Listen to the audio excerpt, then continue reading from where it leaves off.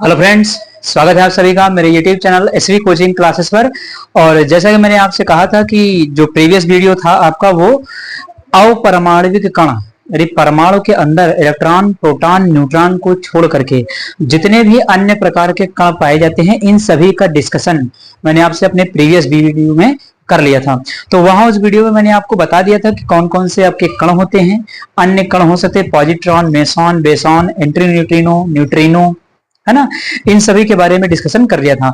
उसके जस्ट बाद अब देखिए इलेक्ट्रॉन, प्रोटॉन, न्यूट्रॉन, है ना, या अन्य जो कण हैं इनकी खोज होने के बाद तब फिर क्या किया कि वैज्ञानिकों ने कण तो खोज लिया, लेकिन ये ज्ञात करना था, ये पता लगाना था उनको कि अगर ये परमाणु के अंदर होते हैं तो कहां पर होते हैं, उनकी स्थिति को बताने के लिए। भाई इलेक्ट्रॉन है तो कहां पर है, प्रोटॉन है तो कहां पर है, न्यूट्रॉन है तो कहां पर है। तो इनकी स्थिति की व्याख्या करने के लिए या इनकी स्थिति को स्पष्ट करने के लिए तो विभिन्न वैज्ञानिकों ने क्या किया है, विभिन्न प्रकार के परमाणु मॉडल बनाए हैं, है ना। तो उन्हीं को हम क्या कहते हैं, कंबाइंड रूप से परमाणु मॉडल का नाम दिया जाता है। इसमें अलग अलग वैज्ञानिकों ने अलग अलग प्रकार की बातें बताई है और अलग अलग प्रकार के परमाणु मॉडल बनाए हुए हैं। ठीक है, तो उसके जस्ट बाद अगला टॉपिक आपका यही रहेगा। तो देखिएगा यहाँ पर लिखा हुआ है परमाणु मॉडल, यानी एटॉमिक मॉडल कहते हैं इंग्लिश में इसको। ठीक है, तो एटॉमिक मॉडल में बताया गया, तो यहाँ तो जनरल सामान्य जानकारी जो मैंने आपको बताया है वही लिखी हुई है। देखिए क्या बताया गया, इसमें बताया गया कि इलेक्ट्रॉन, प्रोटॉन तथा न्यूट्रॉन की खोज के बाद इनकी स्थिति को स्पष्ट करने के लिए विभिन्न वैज्ञानिकों ने परमाणु संरचना संबंधी विभिन्न मॉडल प्रस्तुत किए, जिन्हें परमाणु मॉडल कहते हैं। तो बता दिया कि इनकी स्थिति को बताने के लिए कि कौन सा पार्टिकल कहां पर पाया जाएगा, इसको व्याख्या करने के लिए विभिन्न वैज्ञानिकों ने अपने परमाणु संरचना संबंधी जो मॉडल लिए हैं उन्हीं को क्या कहा जाता है, परमाणु मॉडल कहा जाता है। अब इसमें कई वैज्ञानिक हैं, जैसे थॉमसन का परमाणु मॉडल सबसे जो पहले बनाया था वो थॉमसन या टॉमसन ने परमाणु मॉडल अपना बनाया था, है ना। जिनके परमाणु मॉडल को हम क्या कहते हैं, तरबूज मॉडल भी कहते हैं। भाई तरबूज से तुलना कर दी थी तो इसीलिए उनके परमाणु मॉडल को तरबूज मॉडल भी कहा जाता है। रदरफोर्ड आएंगे आगे चल करके, रदरफोर्ड का परमाणु मॉडल आप पढ़ेंगे, नील्स बोर का परमाणु मॉडल पढ़ेंगे, है ना। तो इस तरीके से अलग अलग वैज्ञानिकों ने अलग अलग परमाणु मॉडल दिए हैं और अलग अलग बातें भी बताई है। कुछ बातें सेम रहती हैं, भाई शुरुआत जहां से हुई है वो सब बातें इंक्लूड रहती है, एक दूसरे से कनेक्ट रहते हैं, ज्यादा तो नहीं लेकिन थोड़ा बहुत क्या है, परमाणु मॉडल एक दूसरे से कनेक्ट रहते हैं हमेशा। तो सबसे पहला जो परमाणु मॉडल इसमें आपका आएगा वो रहता है आपके थॉमसन या टॉमसन का परमाणु मॉडल। तो आप इसका स्क्रीनशॉट ले लीजिए। इस जनरल थ्योरी का इसमें कुछ था नहीं खास, जो बताना था वही मैंने आपको यहाँ पर लिखा हुआ है, आप इसका स्क्रीनशॉट लीजिए। फिर मैं आपको थॉमसन के परमाणु मॉडल या टॉमसन के परमाणु मॉडल का डिस्कशन आपसे करता हूं।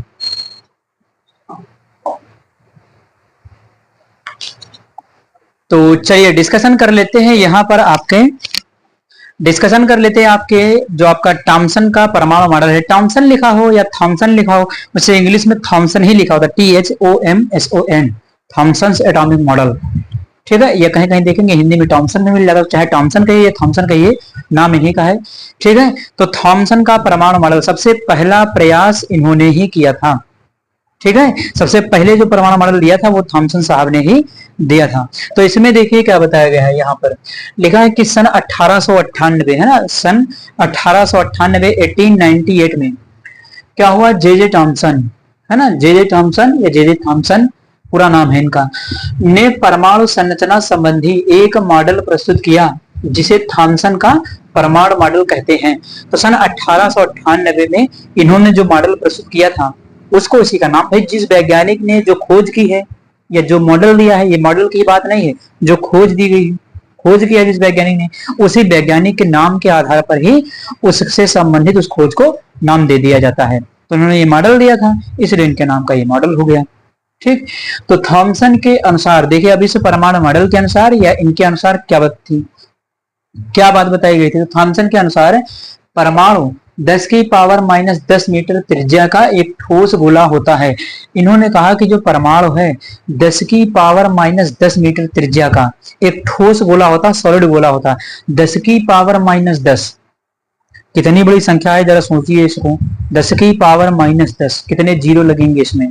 ठीक है, अगर इसको देखना चाहें तो आप इसको देख सकते हैं, यहाँ पर 1 2 3 4 5 6 7 8 9 10।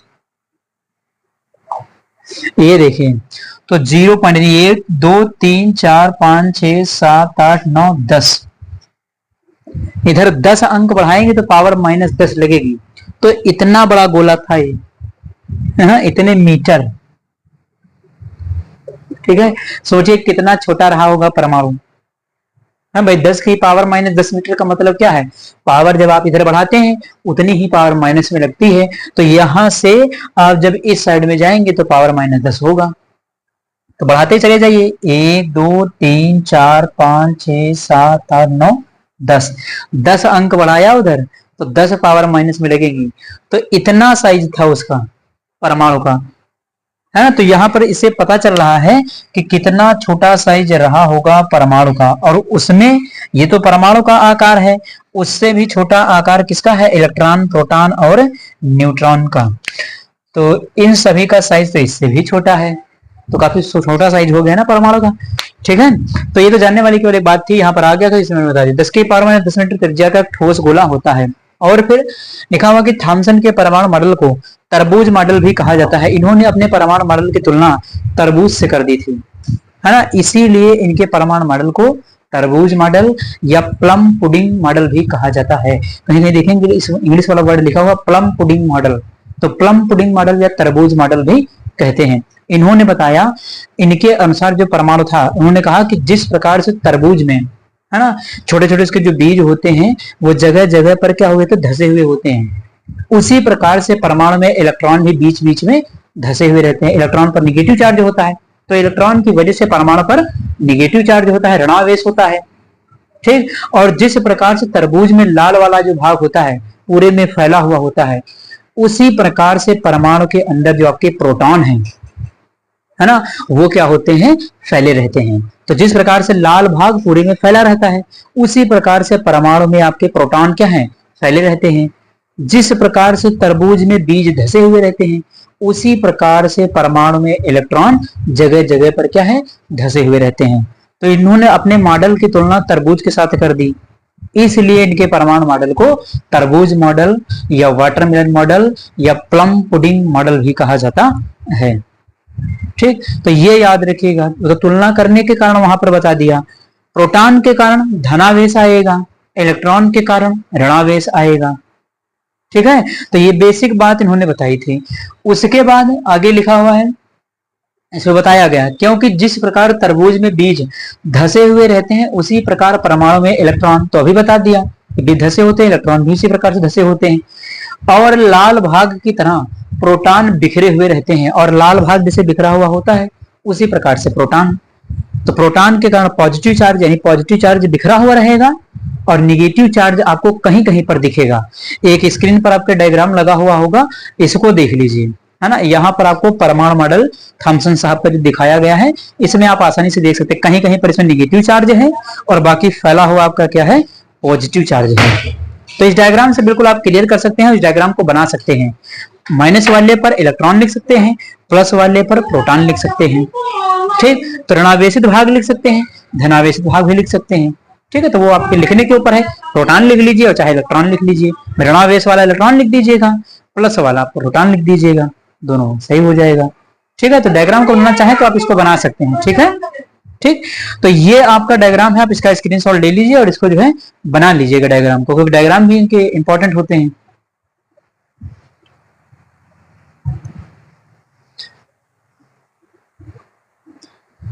तो चलिए, आपने स्क्रीनशॉट उसका डायग्राम का ले लिया होगा। अब उसके बाद देखिए क्या बताया गया है। हाँ, प्रोटॉन की तरह बिखरे हुए रहते हैं, बात समझ में आ गई होगी जो मैंने बता दिया उधर। इस मॉडल का प्रमुख लक्षण यह है कि, प्रमुख लक्षण क्या है इसका, एक प्रमुख लक्षण भी है, क्या है कि परमाणु का जो द्रव्यमान है पूरे परमाणु में क्या होता है, बटा हुआ माना जाता है। यानी इन्होंने कहा कि जो परमाणु का द्रव्यमान है वो केंद्रित नहीं होता है, बल्कि पूरे परमाणु में बिखरा हुआ रहता है। अब इस बात को भी सिद्ध करने के लिए अगले जो वैज्ञानिक आएंगे इनके बाद, वो बताएंगे कि बिखरा हुआ रहता है कि केंद्रित रहता है ना। अब इनको तो पता था नहीं, तो इन्होंने बस गेस मार दिया कि जो इसका द्रव्यमान होगा परमाणु का, वो पूरे परमाणु में क्या रहता है, बिखरा हुआ रहता है। अगले जो वैज्ञानिक आएंगे वो सिद्ध करके बताएंगे कि बिखरा हुआ रहता है कि इकट्ठा रहता है कि कहाँ रहता है। ठीक है, तो इस बात की क्लियरिटी तो इनको नहीं थी, तो इन्होंने ये नहीं बताया, इन्होंने केवल ये कहा कि जो परमाणु का द्रव्यमान है पूरे परमाणु में बिखरा हुआ रहता है। ठीक, तो ये इनकी थ्योरी की बात हो जाती है। इन्होंने अपने परमाणु मॉडल में जो बातें बताई थी वो सारी बातें यहाँ पर लिखी हुई हैं। अगर आता है तो आप इसको लिख सकते हैं, या नोट्स बनाना चाहें तो आप इसको इतना लिख सकते हैं।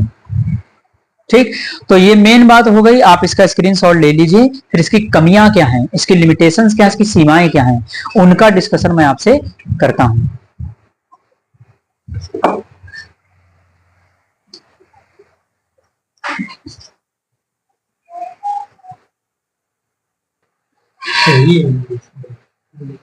नीचे वाले कहते हैं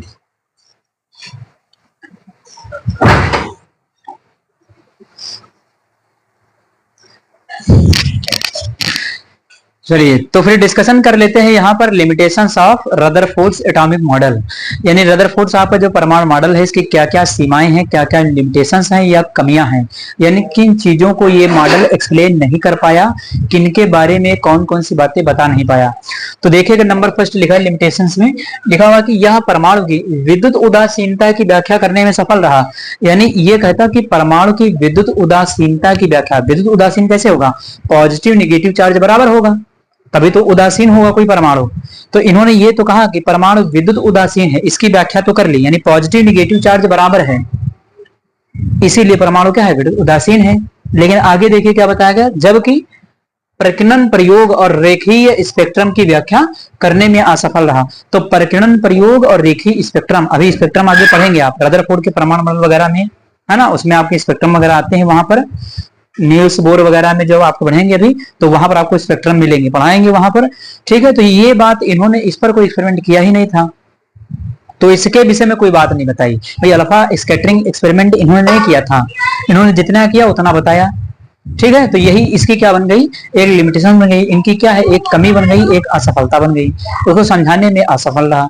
ठीक है, उसके बाद यह मॉडल ऋणावेशित कणों को धनावेशित भाग में एक साथ रहने की व्याख्या करने में असफल रहा।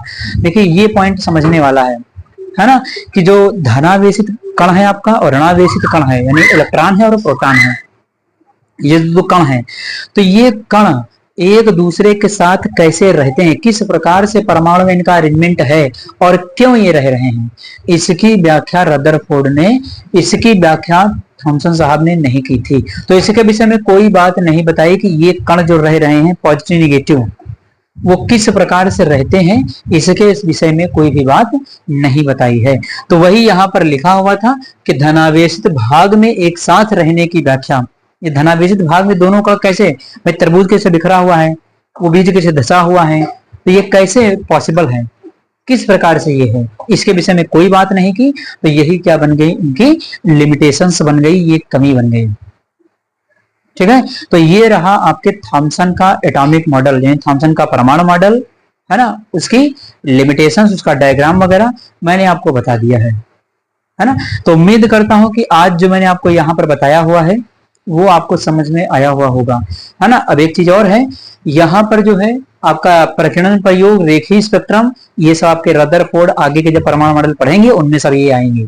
ठीक है, तो वहां इनके बारे में पढ़ेंगे। ठीक है, तो ये हो जाता है। तो उम्मीद करता हूं कि आज जो मैंने आपको पढ़ाया है ना, जो आपका टॉपिक ये था थॉमसन का परमाणु मॉडल, वो समझ में आया हुआ होगा। और अगर चैनल पर नए हैं तो चैनल को सब्सक्राइब करिए, वीडियो को लाइक करिए और शेयर करते रहिए। तो चलिए फिर मिलते हैं अपने नेक्स्ट लेक्चर में। Thanks for watching this video.